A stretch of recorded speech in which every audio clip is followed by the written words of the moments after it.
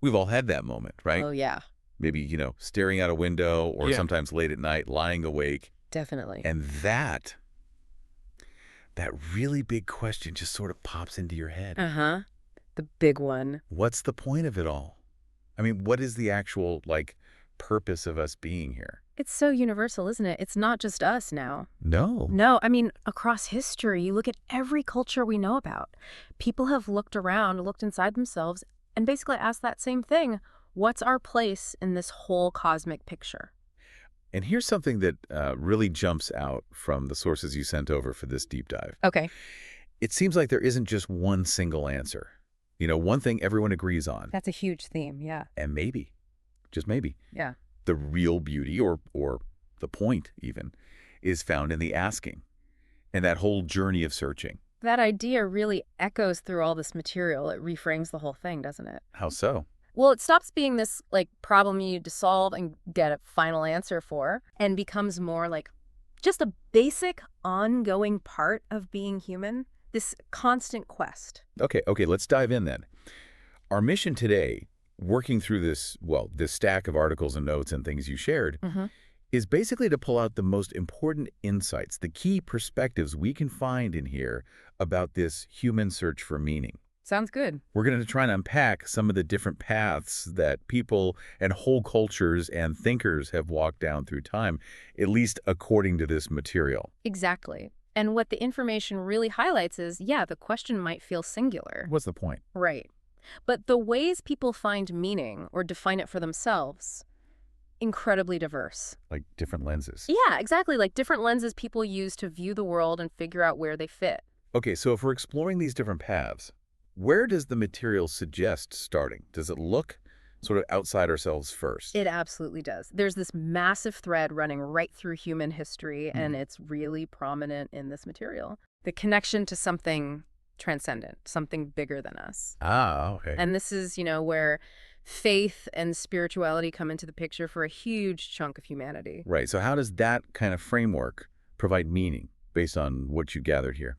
Well, a lot of spiritual traditions see life as like a gift, something infused with a divine purpose. Okay. So meaning comes from trying to align yourself with that purpose. Maybe that means serving a higher power or following sacred texts or striving for, enlightenment. And it involves certain ways of behaving. Often, yes. Cultivating virtues, things like love, compassion, usually driven by divine teachings. And the sources point out how, in many cultures, this isn't just a private belief. It shapes the whole community. Exactly. It provides this strong moral compass, a sense of belonging that might even feel eternal. It offers comfort, answers, when you face life's biggest, scariest questions. That makes a lot of sense. Finding meaning by connecting to something sacred, something lasting. But this material also points somewhere else, doesn't it? Still looking outward, but maybe differently. Yeah, the realm of ideas. Philosophy. Absolutely. Philosophy jumps in to tackle the same question, but using reason, inquiry. And the sources showed just how incredibly varied the philosophical perspectives are. Where does it start? Well, one really significant path mentioned is existentialism. Ah, yes, existentialism, that whole existence precedes essence thing. Reading about that, it always felt powerful, but also maybe a little unsettling. It is unsettling. And according to this view, that's kind of part of its power. It argues we aren't born with some preset purpose or nature, our essence. We just exists. We're just here. We exist first, and then it's through the choices we make, the actions we take.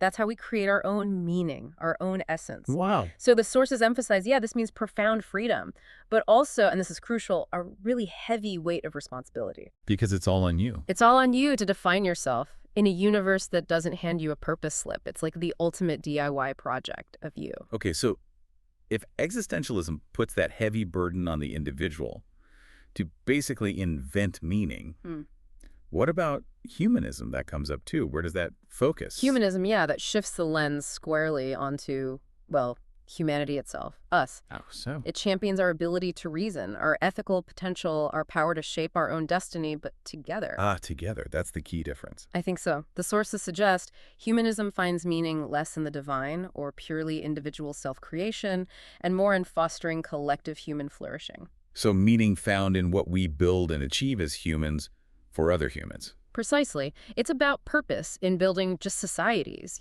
advancing knowledge, easing suffering, creating art, nurturing relationships. It really centers on our shared potential and our shared responsibility to make the human condition better.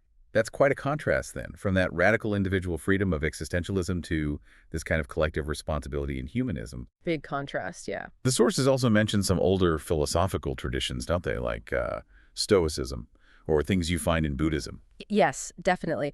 They often get grouped under this umbrella term the sources use, ancient wisdom traditions. So, And while they're very distinct, they often share a focus on cultivating inner states, like our mindset, and living virtuously.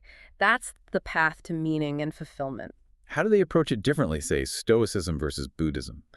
Well, Stoicism, for instance, often emphasizes building resilience, focusing only on what's actually in our control, like our judgments, our actions, our character. And accepting what isn't. Exactly. Accepting what's outside our control. Meaning comes from living by reason and virtue, finding inner peace by managing how you react internally to external stuff. Okay.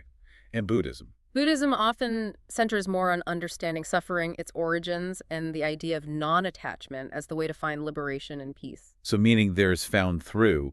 Through cultivating compassion and wisdom, trying to transcend that cycle of suffering. So yeah, philosophy, as this material shows us, gives this incredible spectrum of ways the intellect and sort of inner work are used to find meaning. Okay.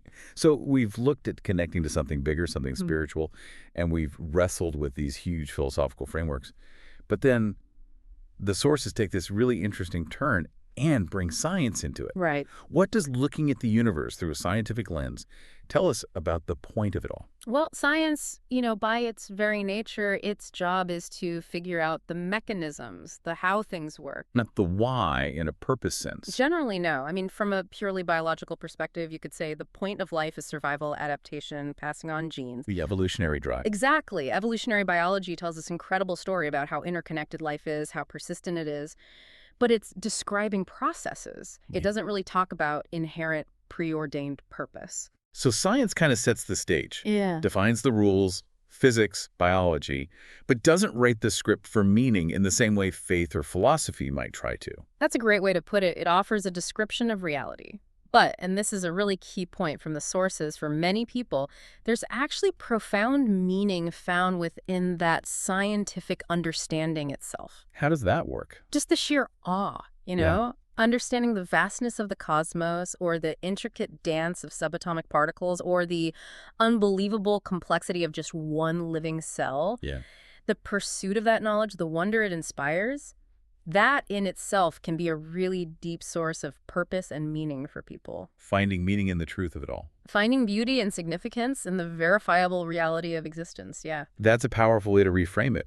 Finding meaning in the wonder of the scientific description, not just sort of despite it. Right. Now, after exploring these big external frameworks, these intellectual pursuits, the sources seem to bring it right back home, don't they? They really do. To the really personal ways we find meaning day to day. Yeah, and this is where the material probably feels most immediately relatable for a lot of us, because beyond the grand narratives, meaning is often just woven into the fabric of our ordinary human experience. What kind of threads does it highlight? Well, several key ones. One is definitely love and connection. Relationships. Exactly. Those deep bonds with family, friends, partners, your community. The material actually mentioned some specific cultural concepts here, didn't it? Like that Filipino idea of pakipagkapwa. That's a fantastic example the sources use, yeah, that sense of a shared inner self. And it underscores how, in cultures that really value those communal ties, these relationships aren't just, nice add-ons. No, they're fundamental sources of meaning. These connections give you belonging, support, that feeling that your life actually matters to someone else. Okay, connection. What else? Another big one is contribution and service, making a positive difference somehow. Like through work. Could be work, could be volunteering, caring for others, even just simple acts of kindness day to day. The sources also mentioned the Bayanihan spirit. Ah, the communal helping. Yeah, that idea of everyone pitching in without expecting something specific back. That's a great illustration of finding meaning in supporting each other collectively. So meaning in giving back, knowing you've maybe eased someone's load or added something good to the world. What about expressing ourselves? Is that in there? Oh, yeah. Creativity and passion. Finding meaning in expressing your unique self. Through art. Could be art, music, writing, building things, innovating, really anything that lets your spirit kind of manifest in the world. Makes sense. What else? Then there's personal growth, that Okay. continuous journey, right? Learning new things, facing challenges, and becoming more resilient, getting more self-aware, maybe more compassionate. The ongoing evolution of who we are. Exactly. And finally, something maybe simpler, experiencing joy. Just Yeah. happiness. Just savoring moments, beauty, laughter, connection, simple pleasures. The feeling of the sun on your face, a shared meal, a walk outside. The sources are really clear. These personal sources of meaning, they aren't static. They change. They evolve. As we go through different stages of life, what feels meaningful can shift. Right. So, wow, we've journeyed through quite a bit based on these sources. We've touched on connecting to something spiritual, transcendent, explore that vast landscape of philosophical ideas, existentialism, humanism, ancient wisdom, Right. found awe and understanding within the scientific picture of reality. Yeah. And then finally dug into discovering and crafting that deep personal meaning through our relationships, our actions, our creativity, our growth, and just our everyday experiences. And woven through all of that, the sources just keep circling back to that powerful idea we started with. That the search itself matters. That the search itself is a huge part of the meaning. Our unique human thing, being self-aware, asking why, yearning to understand. That drive seems fundamental. It really makes you wonder, doesn't it? Could the very act of exploring all these paths, reflecting, connecting, trying to understand, could that process itself be one of the most deeply meaningful things we actually do as humans? The material strongly suggests it might just be integral to our nature. Think about it. Science gives us the objective stage, right? The physical laws, the biological realities. The setting. Exactly. But as the sources put it really nicely, it's our consciousness, our ability to question, to love, to create, connect, find wonder that lets us write our own rich, unique, meaningful stories onto that stage.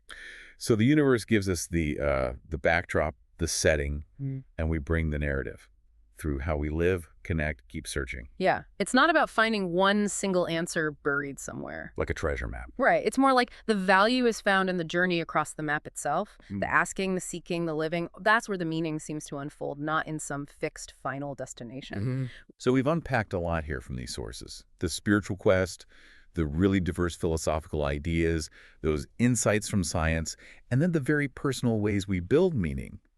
Connection, contribution, creativity, growth, joy. And kept reinforcing that idea that the search itself, just the act of asking, exploring, reflecting, connecting, is, as these sources really suggest, a fundamental and deeply meaningful part of what it means to be human. Yeah, the sources leave us with that really powerful image, don't they? Science providing this incredible stage. The physical laws, the biology. But it's our consciousness, our unique awareness that lets us write these vibrant personal narratives of meaning right onto that stage. It definitely leaves us with a powerful thought to carry as we navigate this whole incredible, sometimes mysterious journey of existence. So as we wrap up this deep dive, and you're maybe reflecting on all these different paths humanity has explored, here's that question, drawn straight from the material, for you to think about.